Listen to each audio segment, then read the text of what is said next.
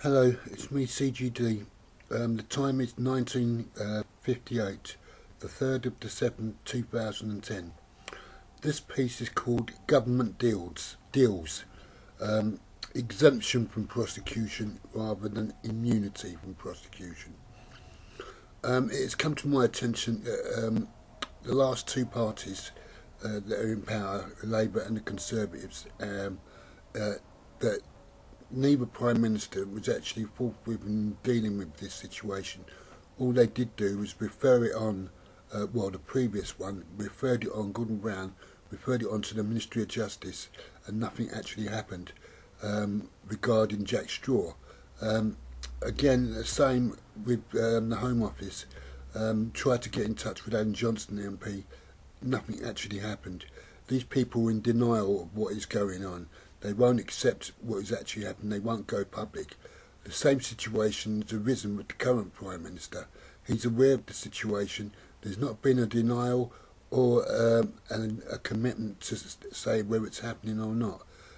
It's the intention of the prison officers to utilise this facility in the belief, should they become under scrutiny and arrest, that the government will offer them some sort of exemption deal rather than immunity from prosecution. Because if they were offered immunity, the government would be in a position where they were granting an illegal act to an illegal act. It sounds complicated, but basically it would make the government assassins of the country rather than the prison officers being assassins of the state. It's not particularly difficult what's going on with HMP Brixton Prison.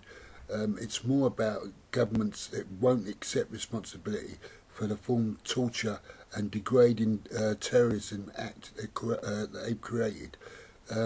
This affects governments past, present and future since the development of satellites in 1957.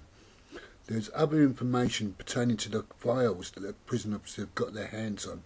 That would date back, in my case, all the way to my family history, and they built on that with a plan to try and get the older members convicted of convictions that they never committed. The evidence was never there to substantiate this. But it's a game of bluff these prison officers are playing, sophisticated and dangerous. They should be arrested, these prison officers, but because they work in an institution which is known as being institutionally racist and corrupt, they're managing to get away with it. But eventually push will come to shove and shove will come to push, and I will have to take action outside the prison service to bring this to a halt. If the government won't intervene, the public should. The public need to know what's going on. They need a public inquiry. They need to force David Cameron to make a stand on this situation, because if he doesn't, and they're allowed, and the prison officers are allowed to get away with it, they will not stop. They will target everyone.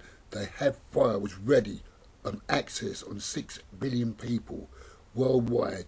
They know who your families are, where you live, your phone numbers, your personal email addresses, details that prison officers shouldn't have. I think details that a lot of police wouldn't have, because most of these people are law-abiding citizens. It's a worst form of corruption ever in the United Kingdom. How they're conspiring to go to war on the pretense of having a death penalty. It's a bizarre situation. We know how it was funded. That has been discussed in previous pieces. We now need to know the ties between UK and what other countries may be involved in this operation. Thank you.